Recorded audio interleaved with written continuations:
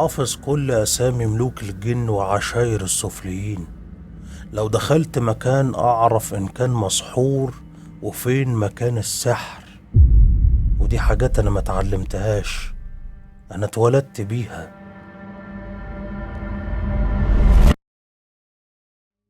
كل واحد فينا بيتولد وجواه مخزون من الشر، لكن في شر بيتولد على هيئة إنسان، الأذية بتجري في دمه والخراب مصاحب خطويه. واللي هتسمعوه دلوقتي حكاية ساحر، السحر هو اللي اختاره. وما تنسوش اشتراككم في الأوضة اللي برا يساعدني أخرج منها، وقتها تعرفوا كويس أنا هبقى مين، وتسمعوا حكاياتي بشكل يليق بجثثكم يا شوية أموات على الأرض.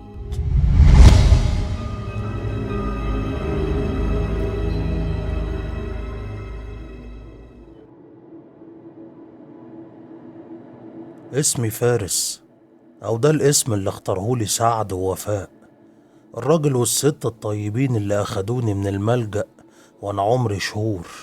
اتربيت معاهم وكبرت وأنا معرفش غيرهم أب وأم. كنت بالنسبة لهم عوض ربنا عن مرضهم اللي منعهم من الخلفة، وكانت أملهم فيا كبيرة إن أكون ولد صالح وطيب كده زيهم، بس ده مش بإيديا للأسف.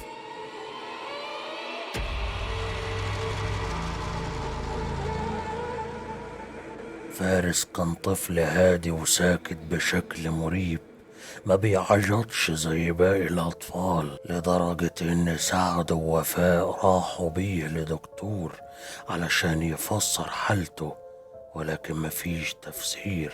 الولد سليم وطبيعي، بس ما هو برضه مش طبيعي إنه يتكلم ويبدأ ينطق الحروف أول ما يتم سنة من عمره. ومش بس بتكلم، أنا بعد شهور بقيت بشتم وأسب بألفاظ أنا عمري ما سمعتها قبل كده، ولا هي تنفع تخرج من طفل في سني. وبعد سنين بدأت أشوف أطفال في سني بيزوروني في البيت كل ليلة، عددهم كتير وشكلهم غريب. ما كنتش خايف منهم، بالعكس كنت بلعب معاهم، بستنى زيارتهم. ولما كنت أقول لوفاء وسعد عنهم ما يصدقونيش، لحد ما دخلوا عليا الأوضة في مرة بسبب صوتنا العالي وقت اللعب، وشافوا بعينيهم، شافوا السرير وهو مرفوع في السقف وأنا بضحك وقاعد فوقيه.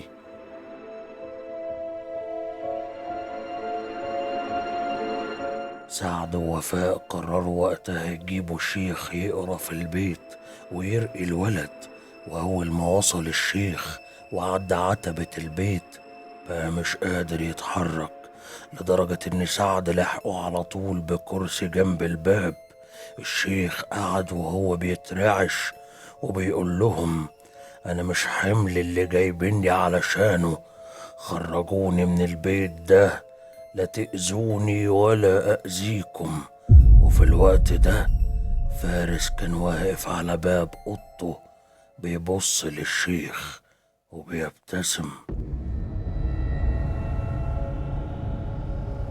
من بعد زيارة الشيخ وحياة سعد ووفاة اتقلبت جحيم، النوم مفارقهم وخناقات مع بعض كل يوم، غير الحاجات الغريبة اللي بدأت تحصل في البيت قدامهم. عدى 4 سنين على الحال ده وأنا بكبر ومشاكلهم كمان بتكبر، وحالة وفاء تحديدا بقت صعبة. كنا بنقوم على صراخها في الليل نلاقيها واقفة في المطبخ وشايلة حلة في ايديها كانت بتغلي على البوتاجاز وعاوزة تقلب الحلة دي عليها.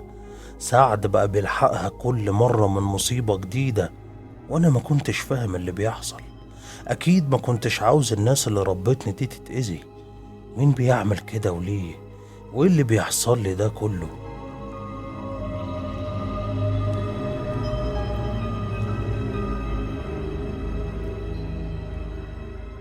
قرر قرر سعد ياخدهم ويسافر البلد عند أهله، يمكن ده يبعدهم عن الشر. ولكن هناك في البلد كانت البداية. أول ليلة بعد الوصول قرر فارس يخرج يتمشى. كان وقتها عنده 11 سنة، ما كانش بيخاف من حاجة. خرج وسط الأراضي والزرع شاقق سواد الليل وبيمشي لحد ما وصل قدام بيت كبير مهجور، بوابته حديد لكنها اتزقت بكل سهولة في ايدين فارس.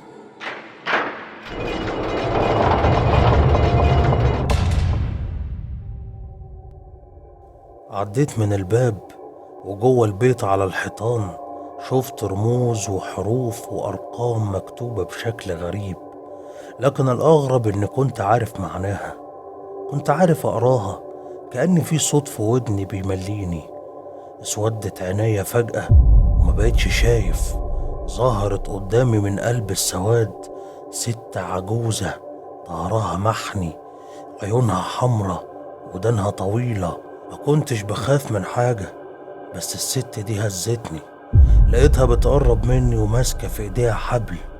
لفت الحبل حوالين دماغي وبتربطه بقوة، هتكسر لي دماغي.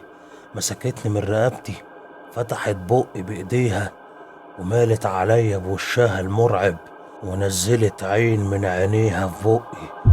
حسيت بيها نار في زوري، اغمى عليا بعدها. ولما فتحت لقيت نفسي مرمي على الطريق قدام بوابة البيت، وكان أذان الفجر بيبتدي. جريت على البيت وكانوا كلهم نايمين. دخلت أوضتي ونمت، ما حسيتش بنفسي. من بعد الليلة دي فارس قعد 3 ليالي ما بياكلش ولا بيتكلم. كل ما يحاول ينطق صوته ما يخرجش. وفي الليلة الرابعة أول كلمة ينطق بيها: أنا جعان، عاوز آكل أكل من غير ملح. نفذوله طلبه وجابوله الأكل، وأول ما بدأ ياكل وقع فارس على الأرض بيترعش وماسك بطنه وعمال يكح بشكل فظيع، لحد ما خرج من بقه خاتم فضة بحجر اسود. حاولوا يمدوا ايديهم ياخدوا الخاتم، لكني على طول شلته من على الارض حطيته في ايديا. كل اللي في البيت بقوا مذهولين الا سعد ووفاء اللي اتعودوا معايا يشوفوا العجب. استقروا سعد ووفاء في البلد وقرروا يعيشوا هناك وسط اهلهم، ويكونوا حواليهم في ازمتهم وتعبهم اللي ملهمش تفسير لحد دلوقتي. وفارس بدأ يندمج مع الأحداث الغريبة اللي بتحصل له، وبقت ملازماه في كل مكان يروحه.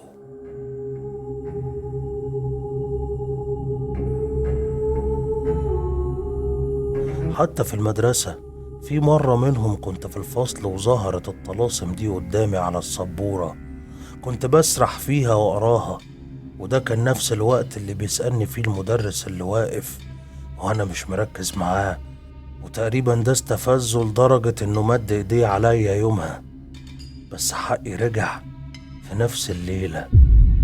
فارس وهو نايم ليلتها شاف شخص اسود عريض وطويل شايل سيف في ايديه اكبر منه. قرب منه وقال: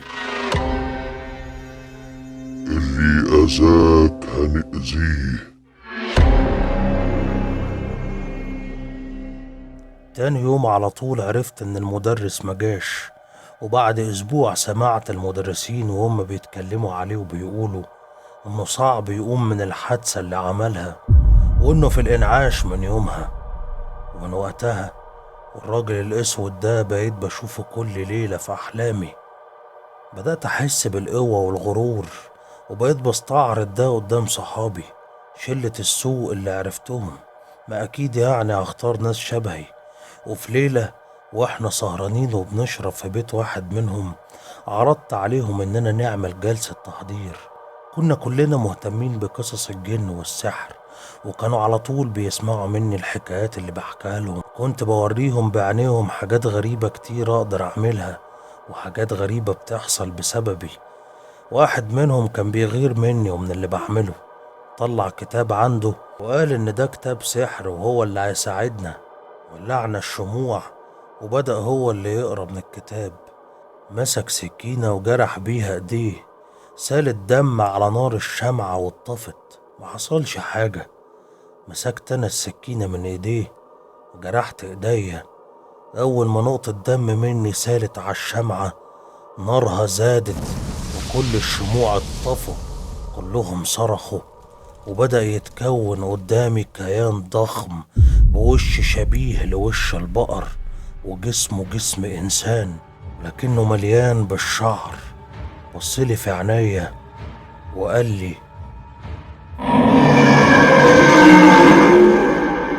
أخيرا يا فارس، أخيرا الفارس الأسود بدأ العهد زي ما تنبأ سيدنا. اللي في دمك ده ورث الأجداد ومفيش منه مفر. ده طريق بيختارك يا فارس. انت اتولدت بالموهبة ولكن واجب عليك تتعلم. هتروح البيت والباب الحديد من تاني، وهتقابل هناك العابد القطب الرابع اللي هيدلك على الطريق.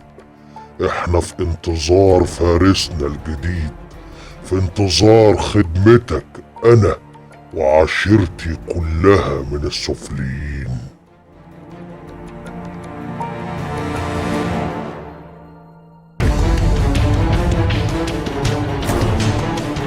فارس كأنه ما صدق، كأنه مستني اللحظة دي من سنين.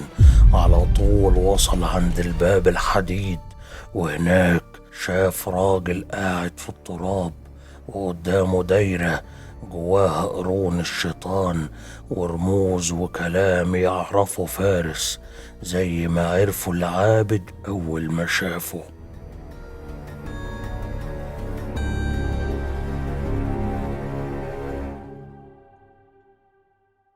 كان راجل كبير في السن عكس اللي توقعته، لكن هيبته والقعدة قصاده مش سهلة.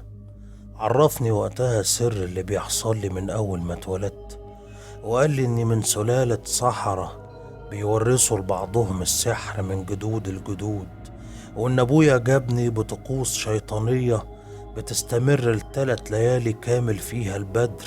وأمي لما اكتشفت كده وعرفت إنه هيورثني السحر خافت عليا، ادتني لست سافرت بيا بلاد.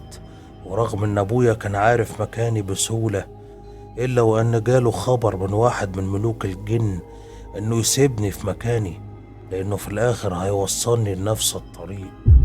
أمي اللي افتكرت إنها كده بتخليني أهرب، طلعت كانت بتوديني المصيري في الملجأ اللي ياخدني منه سعد ووفاء، واللي طلع كل التعب اللي هما فيه ده بسبب وجودي في حياتهم.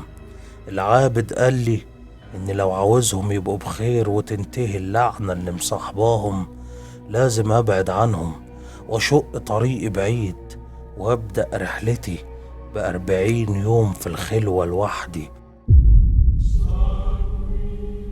في مكان ما أشوفش فيه البشر، معيش غير تمر ومية طول ال40 يوم. أقعد من غير هدومي طول اليوم، أدخل الحمام في نفس المكان اللي بنام فيه، أقرأ القرآن بالعكس وأهين الكتاب، وحفظني طلسم بيتقال 3000 مرة كل ليلة قبل النوم. حذرني أقطع الخلوة أو ما نفذش أي حرف من التعليمات اللي قالها لي، وقال لي إن كده خلاص بدأت رحلتي، فات الأوان على الاختيار واتمضى عهد الدم. ودعت سعد ووفاء من غير ما يعرفوا إن دي هتبقى آخر مرة يشوفوني فيها، ولكن ده لمصلحتهم هما، وهو ده مصيري أنا. بقيت عيل عنده 16 سنة وبيبدأ خلوة ال40، والنهاردة أول يوم.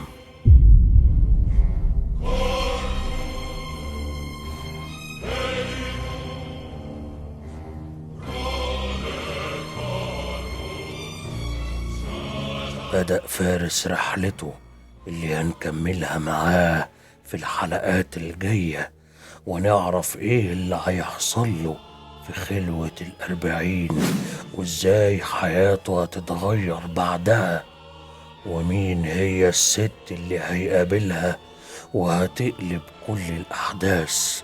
أتمنى تكونوا مستعدين كويس للي هتسمعوه، ولو وصلتوا لحد هنا يبقى أنتم من سكان الأوضة الأصليين، ومن كل قلبي بتمنى لكم موتة هادية.